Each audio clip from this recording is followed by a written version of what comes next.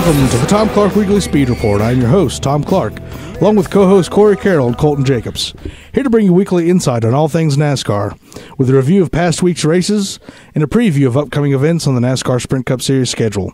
Be sure to follow us on Twitter at TCW Speed Report. Email your questions to tcwspeedreport@gmail.com. Check out the Tom Clark Weekly Speed Report Facebook page, and a quick announcement that we are now available on iTunes and SoundCloud. And I would like to welcome my co-host for this evening, Mr. Colton Jacobs. Hey, Tom. How's it going? It's all right. I noticed you got the Tom Clark Weekly Speed Report Facebook page. That's kind of a tongue twister. It is. And last week it kind of got you, but you got it this week. Past couple of weeks it's been a tongue twister. So yeah. There's a lot of P's and F's there. Yeah. And as half Filipino, we Filipinos get their P's and F's mixed together. I didn't know that. A lot. Well, except for the word panty. Okay. Yeah. Okay. For those of you that don't know, panty refers to any form of underwear, whether male, female, singular, or plural. I didn't know that. So if I was Colton's Filipino mom, I would say, Colton, be sure to put your dirty panty in the hamper. There's 5 panty right there. You need to put it in the hamper right now. Okay. So there's 5 panty. There's no 5 panties. With this edition of the Tom Clark Weekly Speed Report, we are reviewing the Jeff Kyle 400 at the Brickyard, or as I like to call it, the Brickyard 400. It was a doubleheader with the Cup Series and the Xfinity Series. Of course, we saw the Xfinity winner Kyle Busch make a last lap pass Ryan Blaney to score the victory. His 72nd career Xfinity Series win. That is absolutely mind-boggling. Oh, don't worry, man. We got this dog over here. Yeah, I know. Murphy just took a face plant into the refrigerator. He's what now? 10 weeks old? Yeah. He's in studio. I guess he's taking Corey's seat this week since. Kind of acts like him a little bit. Yeah. He's biting your fingers. So I hope Corey don't do that. No. So we got Murphy, the 10-week-old black lab puppy, in studio, and he's currently biting my fingers. Yeah, but I mean, Kyle Busch, to go back to what you're talking about with him in the Xfinity Series, it almost seems like when he enters the race, it's a 50-50 shot. He's going to win because he, like you said, he 72 career wins. I mean, it's incredible. Yeah, it's way past Mark Martin's at one time all-time win. I think it was 49 that Martin ended up scoring. I'm not sure. That sounds about right, but he's going to just keep racking up more because I don't see Kyle Busch not running the Xfinity Series. I mean, that's just absolutely mind-boggling. 72. Yeah. Of course, he made a last lap pass on Ryan Blaney. Blaney looked like he got a little bit loose going into 1, coming off of 2. I think he went below the white line and kind of upset his car a little bit, and Kyle Busch just blew right past him on the backstretch. Yeah, so he said he ran it too low, and then it popped him up the track and killed his momentum. A little bit disappointing because I was really wanting to see Ryan Blaney score that victory in the Xfinity race. We move on to the big race at Indianapolis Motor Speedway, the Brickyard 400. Carl Edwards sat on the pole, pretty fast lap.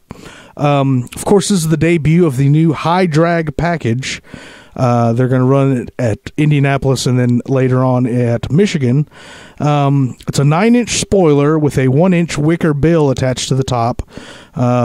Bigger radiator pan, more front splitter overhang. This dog is biting my Achilles heel right now. Ah! Okay, I got him.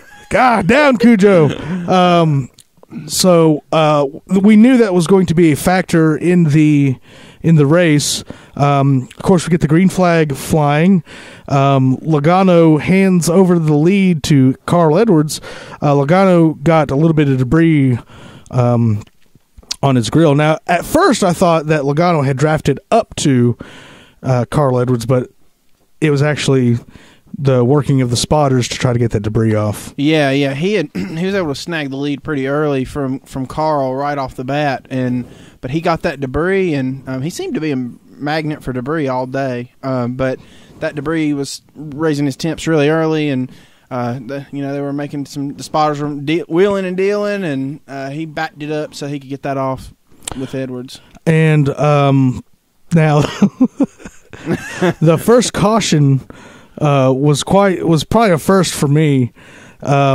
They try to recreate the experience for the Indy 500 by releasing balloons at the command to start engines.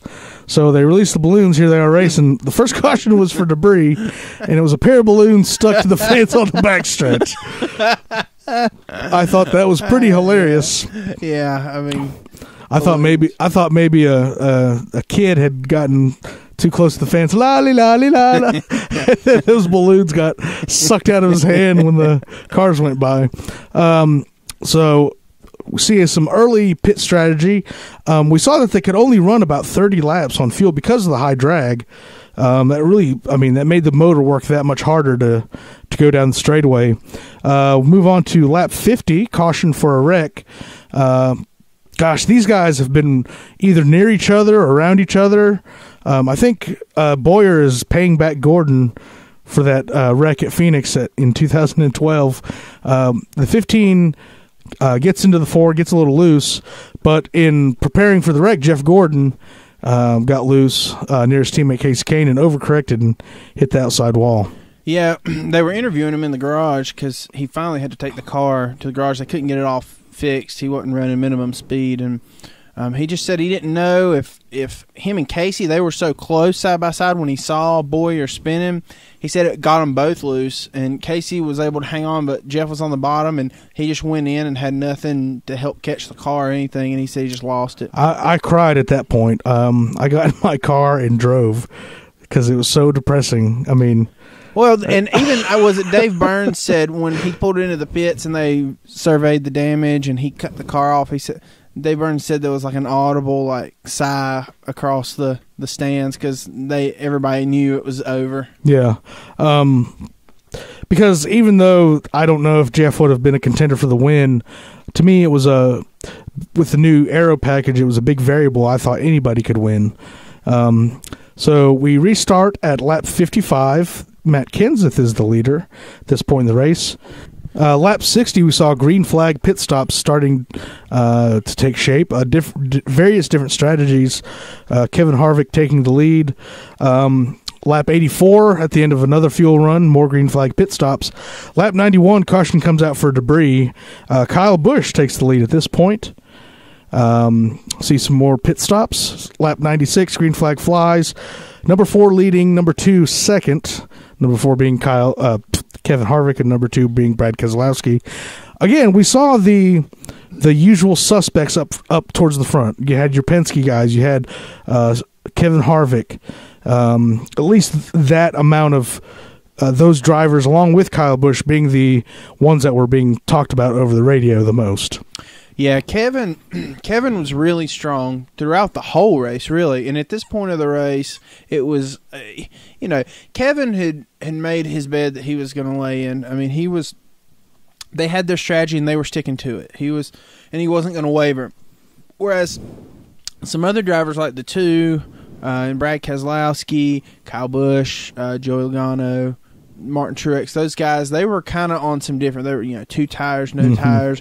Some of them were, doing the road course style, going backwards in laps, so that with the gas, and it was all pretty crazy. But everybody was just trying to do something different than Harvick, and that's where Brad was. And at that point, they were on different strategies, but they were still running right together. We even saw at one point people coming into the pits, and Tony Stewart came in and got ahead of Brad Keselowski to stay on the lead lap, in hopes that once it cycled back through, Tony would then be the leader. Yeah. You had basically a lot of guys, white knuckles, just hoping that their strategy would work. And as we'll see as we move on throughout the race, a lap 107, a caution comes out. 43 of Eric Almirola hits the inside of the wall on turn 2. Move on to lap 120. Caution comes out for the number 33. Hits the wall. Everyone comes to pit road for fuel. We saw, again, the varying pit strategies. This is now with 40 to go. Brad Keselowski, Kevin Harvick stay out, along with David Reagan, but the 18 of Kyle Busch leads everyone off of pit road.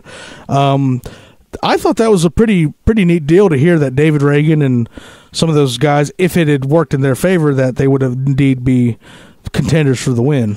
Yeah, Reagan was one that he was starting up front. He was in row 2 or row 3 to start the race. And he was one that I was like, well, I don't know if he's going to be able to hang with these boys. And he stayed up there the whole race. He fought his own strategy.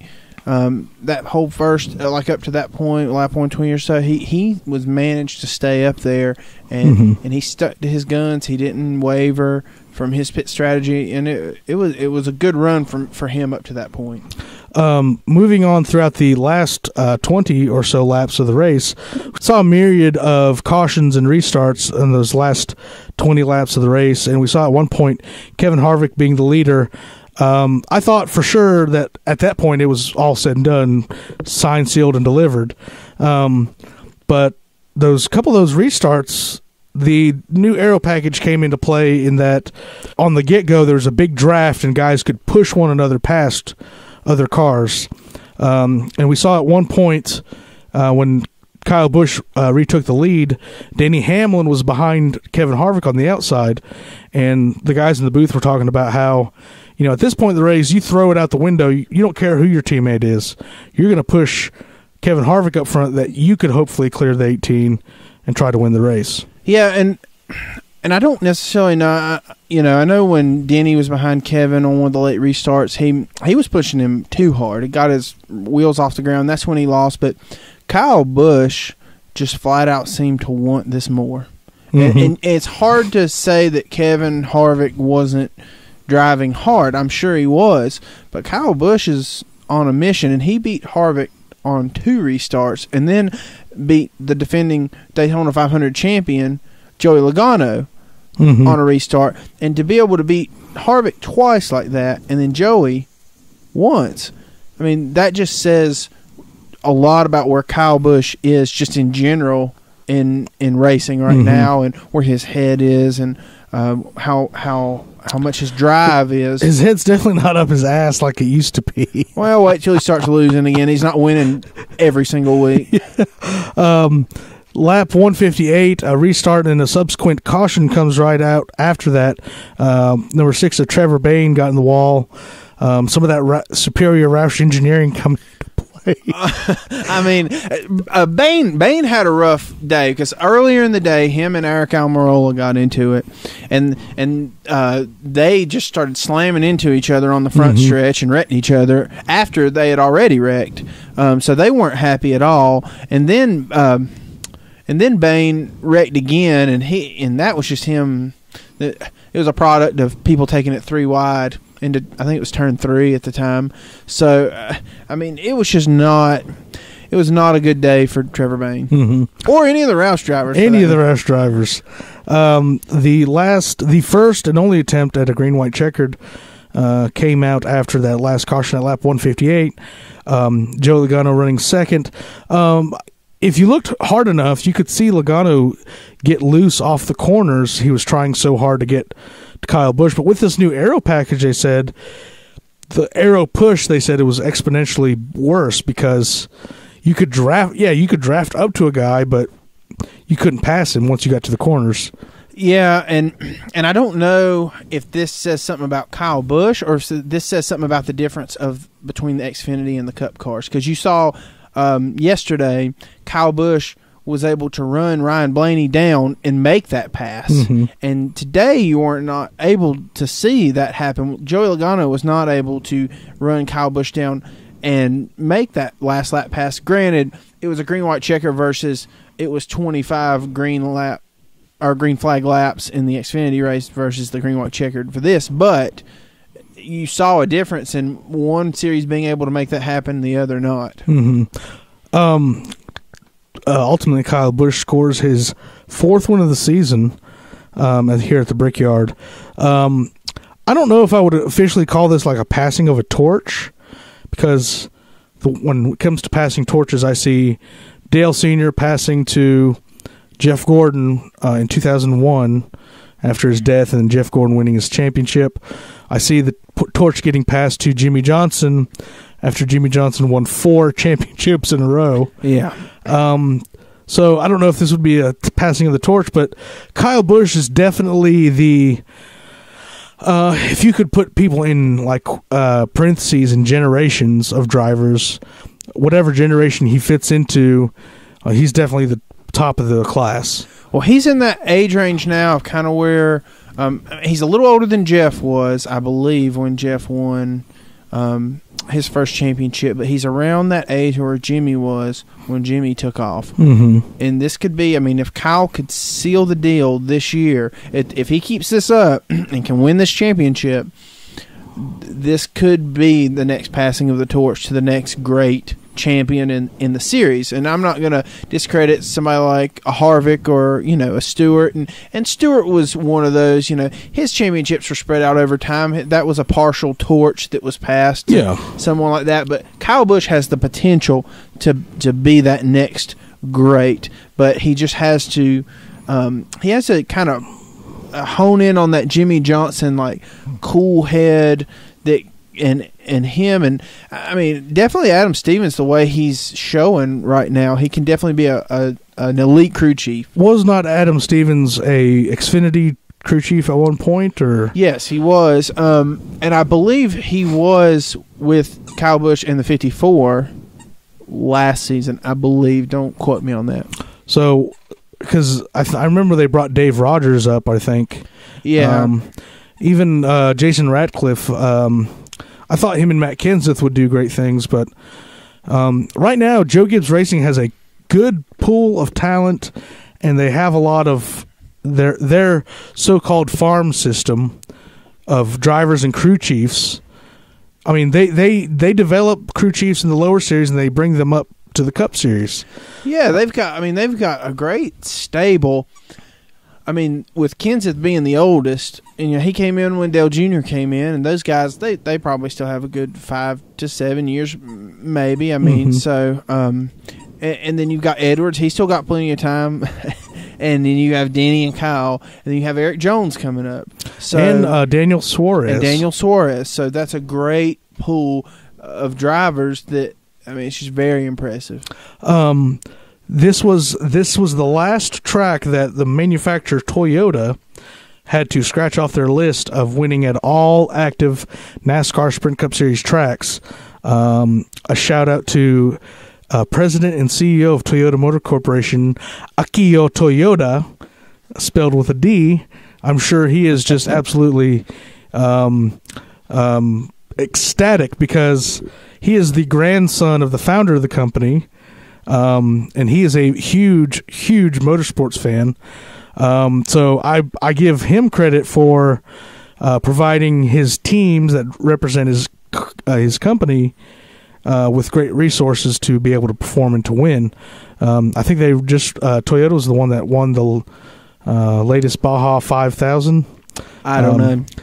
Something, they're just big into motorsports, and anyway, that's just a little bit of my 2 cents, being a Toyota fan. And I'm making an announcement here on the Tom Clark Weekly Speed Report that there will come a time when Jeff Gordon retires and I'll have to pick a new favorite driver. And I was going to go with Bill's boy, Chase, because it was the 24. But I think I want the experience of pulling for a driver that also drives the same type of manufacturer, or the same car's manufacturer that I drive, so I might be going to Kyle Busch. Yeah, Kyle would be a good pick. You could always pick somebody from MWR, but you can pick Kyle, Denny, Carl. Let me put it to you this way: picking somebody from MWR is like buying a Toyota from Toyota of North Charlotte. You see the commercials on late at night, kind of cheesy feeling, kind of 0 down, 0 on this brand new 2015 Toyota Corolla for $1. Like, really short and sweet, where you got Mike Johnson's here in Hickory. They're like Joe Gibbs. They're professional. They're like an empire. So, anyway, absolutely. I'm just trying to make those comparisons. So, great win for Kyle. I will say this before we close out the review, that I think this rules package, this lowered horsepower rules package, is played into Kyle's hands because he races so much in the Xfinity Series. So, I think that they're not exactly the same, but they're very similar. Yeah. that he can take those skills and move on with them. Yeah. And we're going to go ahead and take a listen at the post-race audio. Let's head to victory lane. We go to Marty Snyder. Kyle Busch pulls in. He has 3 win stickers on his car right now. He's about to place a 4th win sticker on the car, but this one means a lot more. This one is a win at Indianapolis for Kyle Busch.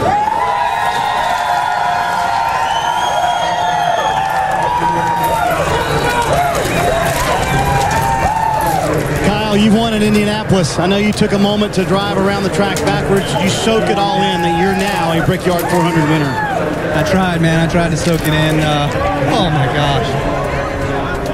I just can't believe this run right now. I just can't believe what's going on. But everybody's going to be tasting the rainbow tonight, that's for sure. This Skittles Camry was awesome. I knew you just get us out front, and, man, we could drive away. Our car was really, really good today. Adam Stevens and these boys, they dialed her right in again today, you know. So can't say enough about Skittles, M&M's Crispy, Interstate Batteries, Toyota, this TRD engine was awesome today, and Sprint, thanks Sprint, of course, Monster Energy and the fans. You know, it's really a treat to win here in Indy, and you know, I appreciate all the fans that I've got, all the fans that NASCAR has, and you know, Toyota has now captured a win at every single active NASCAR Sprint Cup Series racetrack. So that's pretty awesome for us to do that, you know. And again, can't thank this crew enough. Everyone at Joe Gibbs Racing, all the men and women there, you guys work so hard, you pour your hearts into it.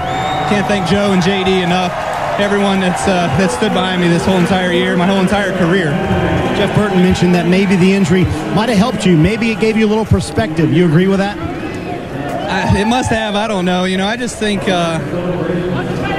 I found my happy place. I don't know. You know, Happy Gilmore, he found his happy place and he just dominated at the end. You know, so maybe I found that too. But nothing better than being in victory lane. Nothing better than being in victory lane for one of the biggest wins of my career here at Indy, and sweeping the weekend even bigger yet. And just want to celebrate with my team, my wife, and my family. And there comes Brexton and Samantha in for the hug and the kiss, and it's always good to celebrate with the family. I want to ask you, though, Adam, Ted, we've transitioned now from a team trying to make the chase to a team trying to win a championship. You've gained 150 in 5 races, 35 today, now 23 out of the top 30. You agree with that? You're now a championship contending team? We're a championship contending team. We just got to be championship eligible, you know. So thank the good Lord for bringing me back when he did. Obviously, thanking him for all the success I've had in my life and where I'm at, my blessings and everything. But, you know, to get me back as quick as he did, and to just persevere through all of that and to make up that deficit, you know, we're still continuing on. We still can't have bad days. And you know, it's just right now, I don't know that any of that matters. You know, I want to celebrate and bask in this moment here. I think the crew and a family wants to have a little celebration in victory lane here at Indianapolis. Kyle Busch, your Brickyard 400 winner. Dave? And we're going to preview the Windows 10 400 at Pocono Raceway. Now, I want to say this before we preview this. I have a inkling, but I will get to the inkling after we're done previewing. Okay. Just pay attention to the name of the race, Windows 10 400. Okay. Now, who won the first race? Yeah. It's that boring. We can't remember. Martin Truex. Martin Truex. Okay. Yeah. This is another track. I don't know why they're not running the same aero package they did at Indy. I think this would have been another great place to try it out. But the way I see it, you're going to have your same. It's basically the same race. I don't know why they run twice there. That's what boggles me. Yeah, it's time.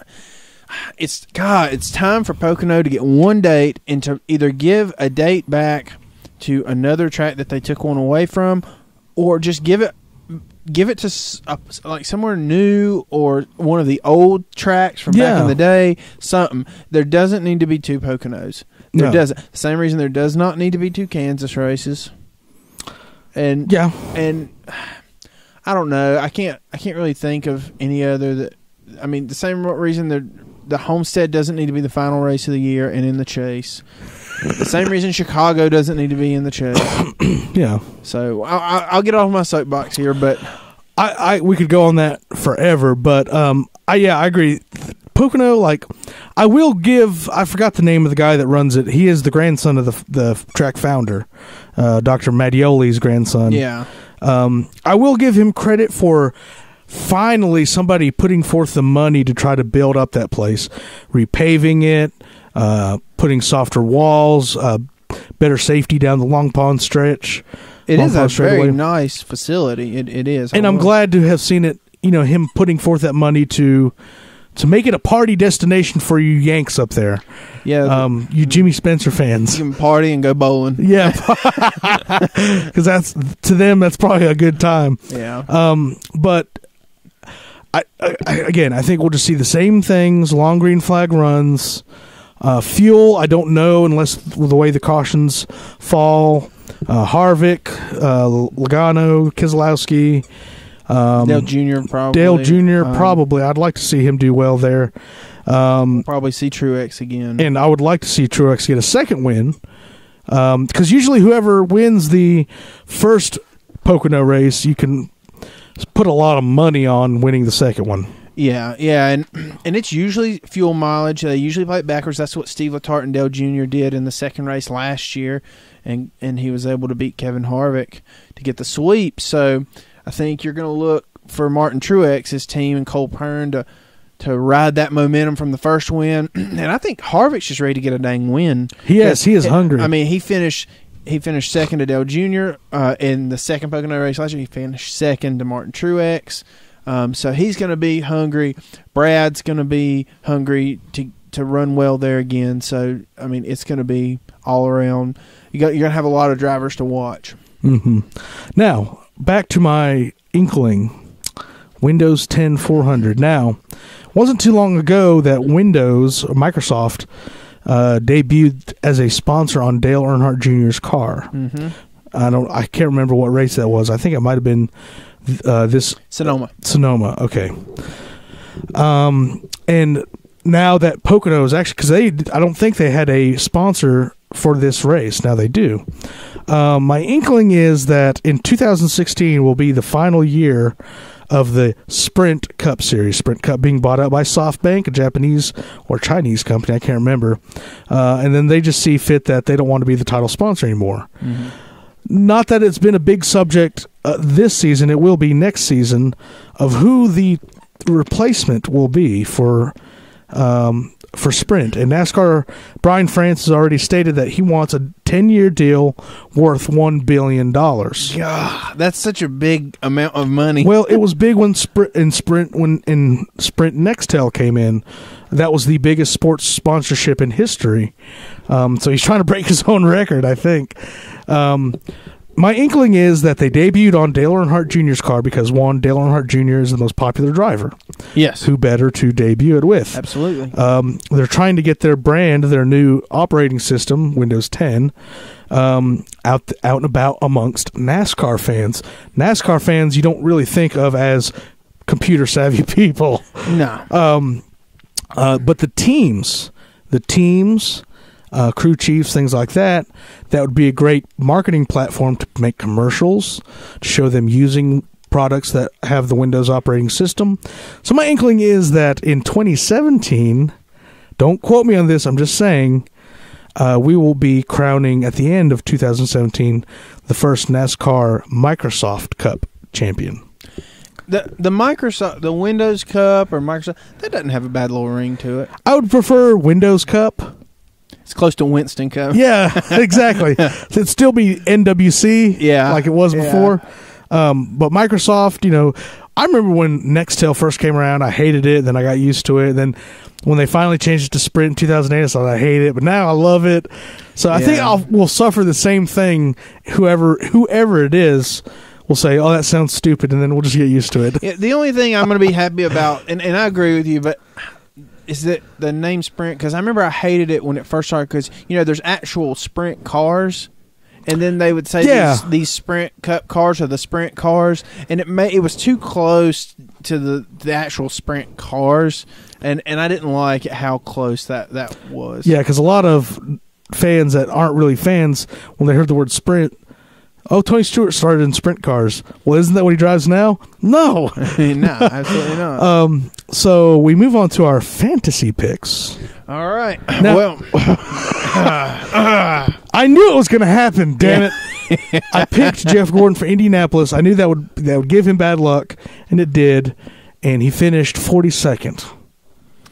Oh, it was a rough one, Tom. Man, I was making some good momentum there, and I just lost it there at the end. Yeah.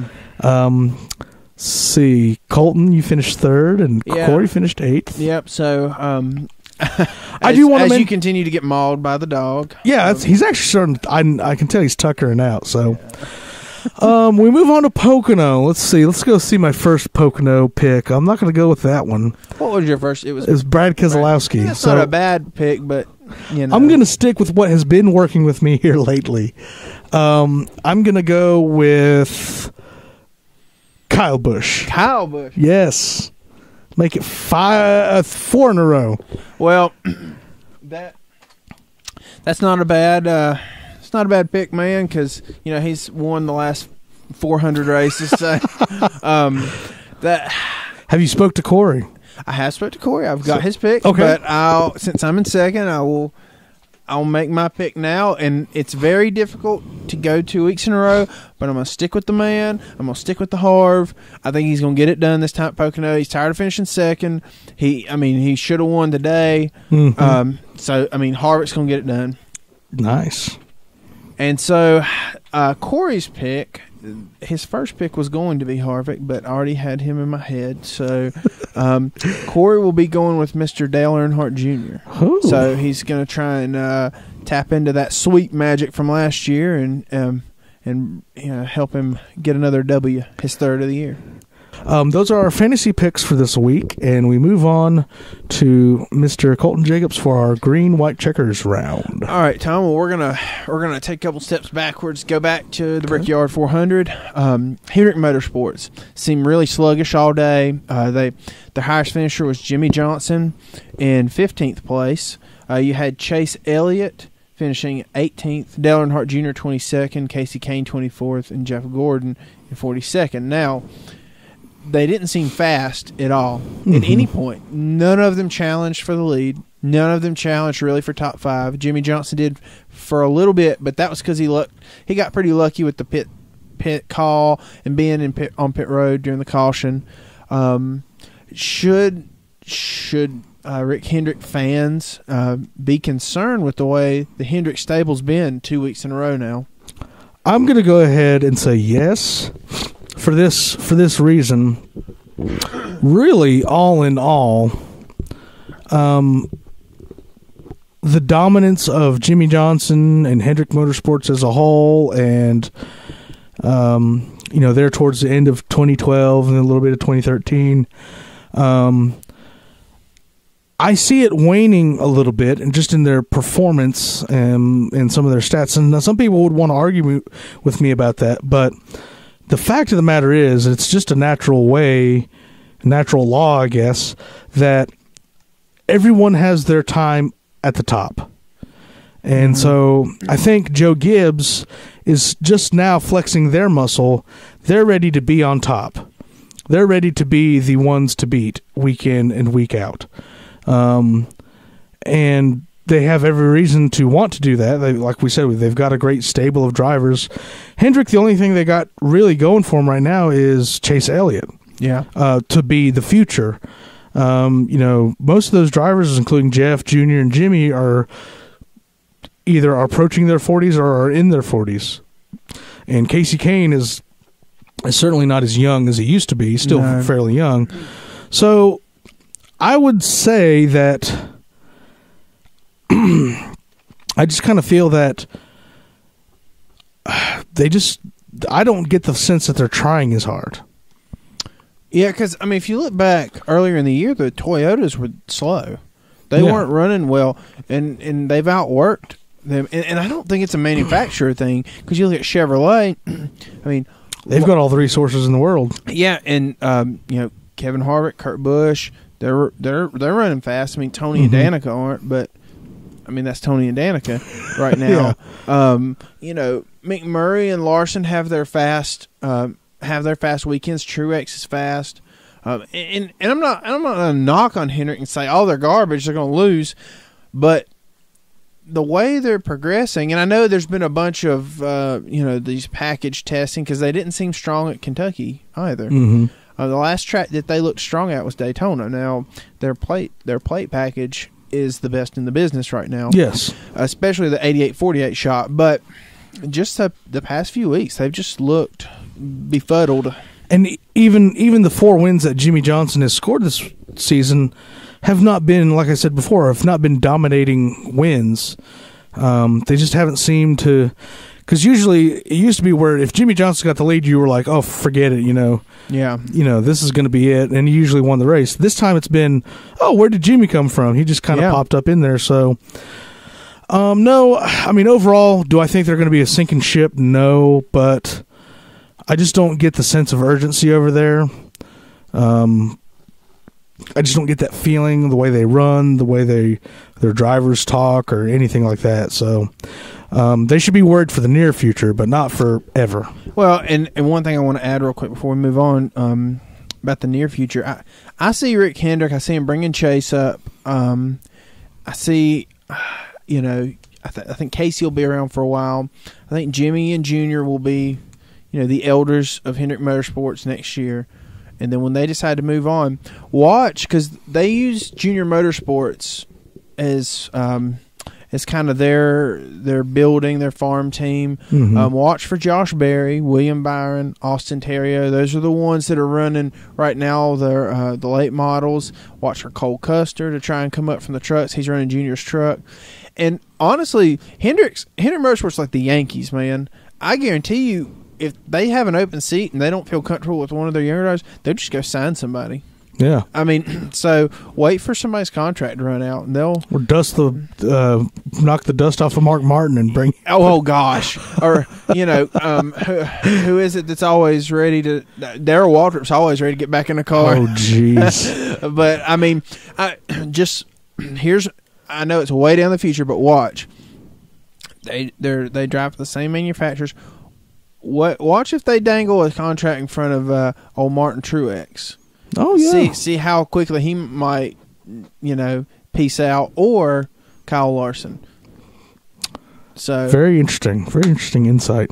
I hear some sawing going on. Yeah, I think it's this dog trying to saw the leg out from underneath my chair. Yeah. All right, we'll go on to the white flag question, and it's going to be Kyle Busch based. Okay. But it's not going to be. Is he going to make the chase? Because I think we all know at this point, unless there's just a massive meltdown, he's going to make the chase. But what he's doing right now, what does this mean, not just for Kyle Busch, what does it mean for NASCAR? What do you feel like it means for NASCAR? I feel, but I don't say this in truth, I feel that it's great for NASCAR. I really do. To show that it's not easy driving a race car. That if in fact it was easy, then anybody would be doing it. Anybody would be doing it, and they'd be 43 wide going into the first turn. I'd love to hear Larry Mack say 43 wide. So I think it bodes well. I mean, it's a good story. It's NASCAR has been built on great stories and great comebacks, and to me, I'm not into other sports, but to me, NASCAR has had some of the greatest comebacks of all sports history. Absolutely. To the point where you cannot script those types of things, even though they might seem it in certain cases. But there's too many to name, and to me, this is going to be one of them. A broken leg, a broken foot, a leg that's not 100% healed, and to go after it like there's no tomorrow. I mean, I think it's good for NASCAR. I don't know what the effects will be, but if Kyle Busch keeps his head straight and keeps doing what he does, and does like he did after the race today, and salute the fans more. And he's been doing that in his post-race interviews more. He will be a great ambassador for the sport. Yeah, he will be. And that's a good word to use, good ambassador, because he could really be one. And Jeff Burton said, when Kyle won, that he just really feels like this broken leg, it was almost good for him. It put racing into perspective. It's like it grew him up. Him having a child and then having what the other thing that he loved taken away, racing, it put everything in perspective, and he's, as of right now, so far, he's come back a more mature Kyle Busch. And I think the same for his older brother, Kurt, too. Yeah. Because Kurt was, he was on the verge of never being able to race again. And so, to me, I've seen some of the best performance out of Kurt Busch that I've seen in a long time. So, just as long as they can keep that up, they'll be great. Absolutely great. Yeah. Yeah. All right. Well, we'll move on to our checkered flag question. And really, we're just going to look at this high drag package, win or bust. I say bust. If all your drivers are saying after the Kentucky race, like, this is awesome, but we want you to even cut the spoiler down even more. We love this package. We're having fun. That should be an indication of, let's try it one more time. I know they're going to try the low downforce package one more time at Darlington, but if drivers are telling you shorter spoilers, less drag, less downforce is better, but let's go ahead and stick to this big thing on it. And I just can't get past the logic of Brian France that we need more drafting, we need more pack racing at 1.5 and 2 mile racetracks. That's just not, to me, that's just not the way it works. So I say bust. I agree. I say bust. The only thing that was interesting was restarts, and there were very few of those up until the very end of the race. It almost seemed like it was harder for cars to pass, and that was the whole reason that they did this, was to try and make more passing. And the only one that seemed to get past more was maybe the leader, maybe, but that's the extent. I saw more passing, a little more lead changes than there may have been, because they got that big draft, but it still wasn't easy. And there just wasn't. It wasn't what I expected. I thought the Xfinity race, I thought there was good racing there. But in these Cup cars, not so much. The Kentucky package, I was more pleased with. Like I said, if your driver, the people that are using your product are saying, yes, we like this, that ought to be an indication. This dog is killing me. This ought to be an indication that they should have just tried this. They should have tried this more often. Yeah. I know they're trying to test it at tracks that they're not going to run again throughout the rest of the year. So I say run it at Pocono, run it at Indy, run it at every track you can leading up to the chase.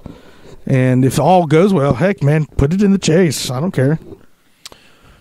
Well, we'll see. I just think they need to just do stuff out of the chase, take their notebooks, and then let the teams do off-season testing. Yeah. To figure out what they want to do for 2016. Doing it in the middle of the year, I don't necessarily disagree with it, but I don't know if I would take it into the chase just because of the magnitude of what it means for a championship. Yeah. So I just say finish out your dates of when you're going to test, pre-chase. Take that notebook, take it into the off-season, do some dang testing, and then figure out what you want to do by mid-January. Sounds good. And this concludes this edition of the Tom Clark Weekly Speed Report. Remember, you can follow us on Twitter at TCW Speed Report. Email your questions to tcwspeedreport@gmail.com. Check out the Tom Clark Weekly Speed Report Facebook page. And a quick announcement again, we are now available on iTunes and SoundCloud. This is your host, Tom Clark, signing out.